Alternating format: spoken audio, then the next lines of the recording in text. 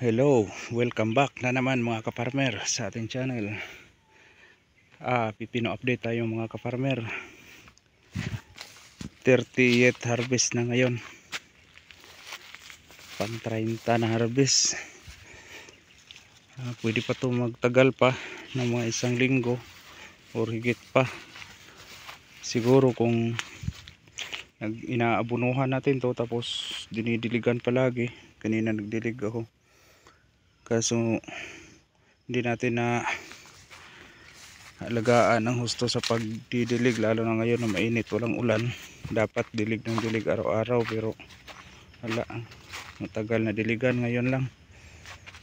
Ito okay pa yung bunga. Yan, pang 30 na harvest to ngayon. Yung mga matatanda na dahon, ano na siya, yan, naninilaw na, lanta na. Tapos magsusupling na naman to ng bago, bunga na naman agad. Pwede naman to abunuhan, tapos dilig, pulyar, susulpot pa rin mga bunga nito, gaya nito mga supling ganito, bunga na yun agad. Kaso lang may coming na tayo na seedling ng talong, kaya siguro isang linggo mula ngayon yan na natin tong pipino natin. Malalaki pa rin yung mga bunga, tsaka lusog na lusog, mabibigat. Wala na tayong ina-apply na insecticide nito, so kaya may umpisang uod na nangangagat. Sayang lang, init ang panahon, kaya maraming bunga na nade-deform. Ganito mabibigat, maiikli pero malulusog. Yung manok naman, konsumo nila pipino.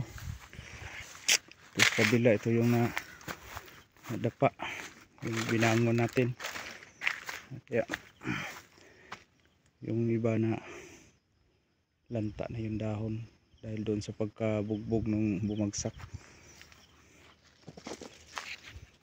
Dito umpisa na natin nilinisan yung plat, kasi tatanggalin natin itong pipino, din bubungkalin yung lupa, tanim na naman ng talong. Yan, apply na naman tayo ng soil conditioner nito para continuous yung natin, yung papataba ng lupa.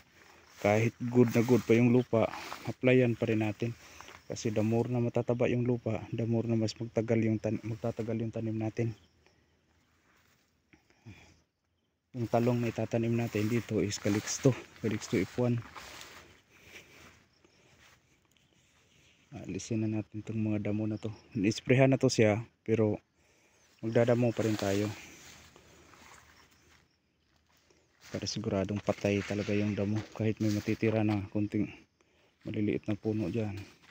Tapos malilinis, walang mahalo na damo sa lupa na hindi pa nadidecompose, para hindi magkakaroon ng acidity, para hindi magiging acidic yung lupa natin.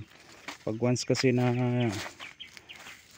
hindi pa na-decompose yung damo na mahalo sa lupa, tapos magtatanim kayo, nagkukos yun ng acidity.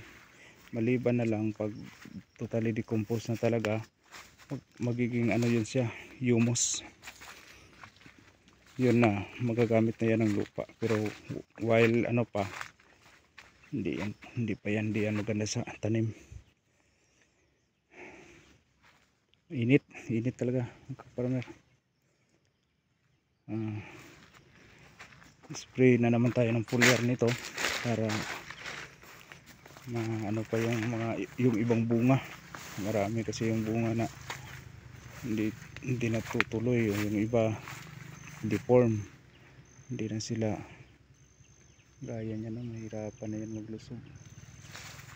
Okay, yun lang muna update natin mga kaparmer sa ating pipino, pang 30 na harvest.